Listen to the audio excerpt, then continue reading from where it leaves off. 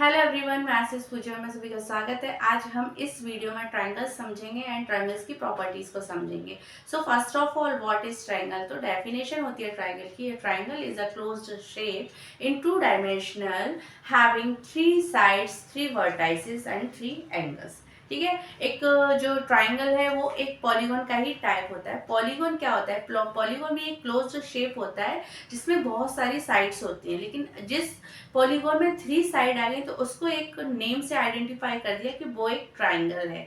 अब three side है तो दैट मीन्स कि थ्री वर्टाइसेस होंगे, क्योंकि उसको कवर कर दिया थ्री साइड से इसलिए, और उसकी टू साइड्स मिलके एक एंगल फॉर्म करते हैं। तो इस तरह से हमारे ट्राइंगल में थ्री एंगल्स हो जाते हैं। तो हम पढ़ के आ चुके हैं, कॉमन है, कोई नया नहीं है, मतलब आप लोगों के लिए कोई नया नहीं है 9th स्टैंडर्ड में। अब यहाँ पर हम 9th में एक चैप्टर है हमारा ट्राइंगल्स, जिसमें हम ट्राइंगल्स की प्रॉपर्टीज को पढ़ते हैं और उनको प्रूव करते हैं। तो हम प्रॉपर्टीज को समझ लेते हैं।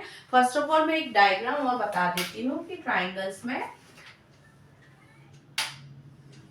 ये हमारा ट्राइंगल का एक फिगर है जिसमें ये हमारी साइड्स होती हैं, जिसे मैं अल्फाबेटिकली डिनोट कर देती हूँ ABC। तो साइड मेरी कौन कौन सी हो गई? साइड हो गई मेरी AB, BC और CA। ठीक है। अब मैं वर्टाइसेस की बात करूं तो वर्टेक्स मेरे कौन कौन से हैं? A, B and C। तो वर्टेक्स मेरे हो गए A, B and C। And angles मेरे हैं angle A, angle B and angle C। ठीक है। एंगल A, एंगल B और एंगल C। ये तो हमारी डेफिनेशन हो गई है। अब इसकी हम कुछ प्रॉपर्टीज की बातें कर लेते हैं। टाइप्स ऑफ ट्राइंगल्स में दूसरी वीडियो डाल चुकी हूँ, आप उसमें अच्छे से समझ लेना। अब यहाँ पर हम सिर्फ एक ट्राइंगल की बात कर रहे हैं जिसमें सभी तरह के ट्राइंगल्स आ जाते हैं, लेकिन उनकी कुछ कॉमन प्रॉपर्टीज हैं जो सभी में फॉलो होती है। तो फर्स्ट प्रॉपर्टी आती है हमारी angle sum property of a triangle. That means कि एक ट्राइंगल के तीनों एंगल का जो सम है ऑलवेज 180 डिग्री होता है। ठीक है क्या? अब जो एंगल्स हैं वो कौन कौन से हैं? Angle A plus angle B plus angle C equal to 180 degree. ये हमेशा होता है, ये प्रॉपर्टी हमेशा ट्राइंगल में फॉलो होती है। अब इस पर बेस्ड क्वेश्चन किस तरह से आए कि आपको किसी भी ट्राइंगल में दो एंगल गिवन है और आपसे थर्ड एंगल पूछा है, तो आप ये प्रॉपर्टी फॉलो करके आप एक और एंगल फाइंड कर सकते हैं। ठीक है।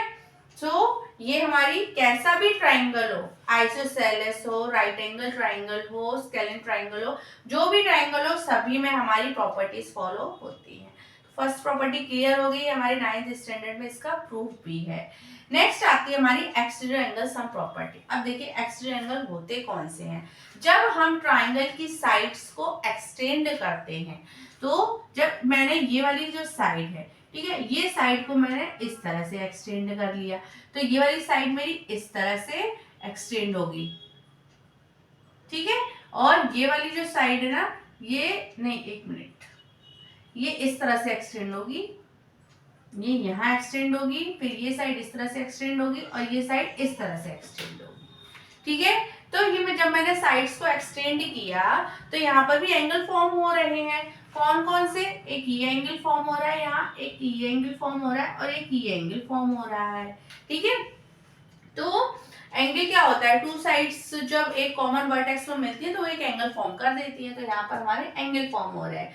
अब देखो इंटीरियर और एक्सटीरियर, नेम के अकॉर्डिंग पता चल रहा है। इंटीरियर एंगल वो एंगल्स होते हैं जो अंदर की साइड होते हैं। तो ट्राइंगल में जो अंदर के जो तीनों एंगल है इनको हम इंटीरियर एंगल्स बोलते हैं, और ये हमारे ट्राइंगल के आउटसाइड में बने हुए हैं, इसीलिए इन एंगल्स को हम बोलते हैं कि ये जो एंगल्स है ये एंगल्स हमारे एक्सटीरियर एंगल है। अब एक्सटीरियर एंगल्स जो होते हैं, जैसे हमने यहाँ पे पढ़ा कि ये तीनों एंगल का सम 180 डिग्री होता है। सिमिलरली हमारे तीनों एक्सटीरियर एंगल का सम 180 नहीं होता, 360 डिग्री होता है। कितना होता है? 360 डिग्री होता है। देखो अगर नहीं पता हो तो भी हम क्लियर कर सकते हैं। कैसे? क्योंकि हमने लीनियर पेयर ऑफ एंगल पढ़े हैं। एक साइड हो और दोनों एंगल जो बन रहे हैं उनकी एक कॉमन रो हो तो वो लीनियर पेयर ऑफ एंगल कहलाते हैं, और ये दोनों एंगल का जो सम है 180 होता है। तो इनका सम 180, इनका सम 180 और इनका सम 180। ठीक है। तो ये सारे एंगल्स का सम 180 180 180 है, लेकिन उसमें से हम सब्ट्रैक्ट क्या कर दें, 180 सब्ट्रैक्ट कर दें। क्यों? क्योंकि 180 जो है वो इन तीनों का सम है, तो मेरे पास जो रेस्ट ऑफ एंगल्स बचेंगे वो मेरे सारे सिर्फ एक्सटीरियर एंगल होंगे, तो इनका जो सम है वो इक्वल आ जाएगा 360 डिग्री के। ठीक है, क्लियर है? तो हमारे जो इंटीरियर एंगल्स का सम होता है ट्राइंगल में वो 180 डिग्री होता है, और एक्सटीरियर एंगल का जो सम है वो ऑलवेज 360 डिग्री होता है। एक प्रॉपर्टी हमारी ये हो गई एक्सटीरियर एंगल की, and second property exterior angle की ये है कि किसी भी ट्राइंगल का एक एक्सटीरियर एंगल जो होता है वो उसके ऑपोजिट में ट्राइंगल के जो इंटीरियर एंगल्स होते हैं उनके सम के इक्वल होता है। आई रिपीट कि जो एक्सटीरियर एंगल है which is equal to opposite in which is equal to the sum of opposite two interior angles। क्या एक्सटीरियर एंगल इक्वल होता है इस, देखो जैसे मैं इस एंगल की बात करती हूँ, ये मेरा एक्सटीरियर एंगल है। अब इस ट्राइंगल में इसके ऑपोजिट में ये दो इंटीरियर एंगल है, और इस एक्सटीरियर एंगल की बात करूं तो इसके ऑपोजिट में ये दो interior angle opposite interior angle है। ये वाला ऑपोजिट इंटीरियर एंगल नहीं है इसके अकॉर्डिंग, ये वाला ऑपोजिट इंटीरियर एंगल नहीं है इस एक्सटीरियर एंगल के अकॉर्डिंग। ठीक है, तो जब मैं इस एक्सटीरियर एंगल की बात करूंगी तो ये जो एंगल है ये इक्वल होगा angle A plus angle C के, और इस एक्सटीरियर एंगल की बात करूंगी तो ये जो एंगल होगा वो इन दोनों इंटीरियर एंगल के सम के इक्वल होगा, मतलब angle A plus angle B.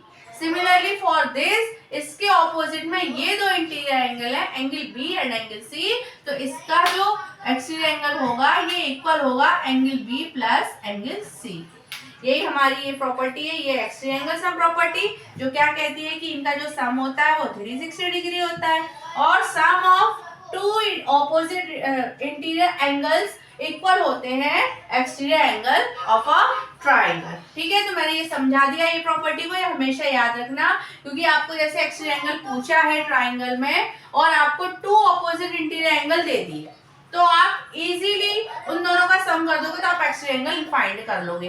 And second किस तरह से क्वेश्चन आ सकता है कि सपोज आपको ये वाला एंगल फाइंड करना है और आपको कौन कौन से एंगल दे दिए, ये वाला एंगल दे दिया, तो देखो ये वाला एंगल दे दिया और ये वाला एंगल भी दे दिया, तो इसको हम दो तरीके से कर सकते हैं। यहाँ पे तो हम लीनियर पेयर लगा के 180 में से माइनस कर लो तो आंसर आ जाएगा।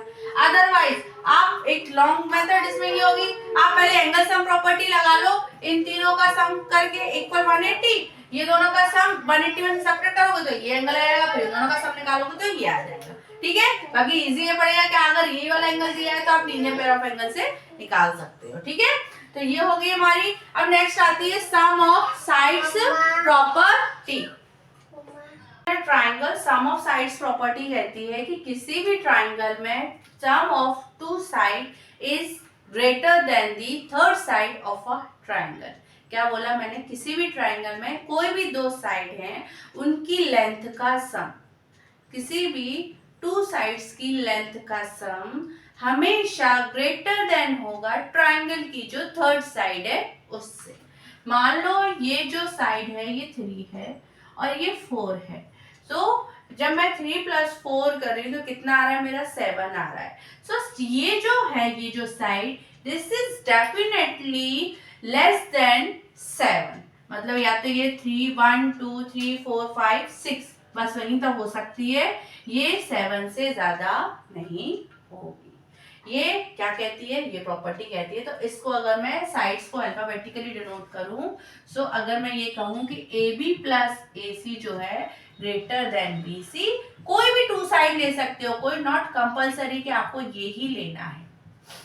ठीक है, तो इस तरह से 3 स्टेप बनेंगी इसमें, BC + AC is greater then AB। तो आप इसमें कोई भी प्रॉपर्टी हम मतलब किसी तरह से भी कोई भी टू साइड लेनी है।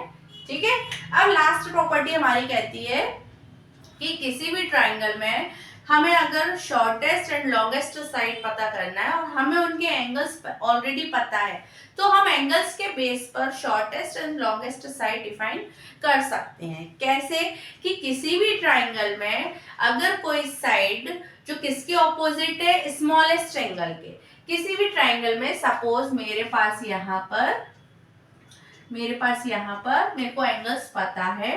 सो एंगल्स जो है ये मेरा कितना हुआ, तो 30 डिग्री है, ठीक है। ये मेरा 30 डिग्री है और ये मेरा 25 डिग्री है, ये मेरा 25 डिग्री है। तो यहाँ पर आप क्या देख रहे हो कि ये जो एंगल है ये छोटा है। अब ये एंगल तो बड़ा हो गई क्योंकि हमें एंगल से प्रॉपर्टी पता है। ये मतलब ऐसे रफली समझना, ऐसे एग्जैक्ट मत समझना कि मैम ये एंगल तो छोटा दिख रहा है फिगर में, ठीक है।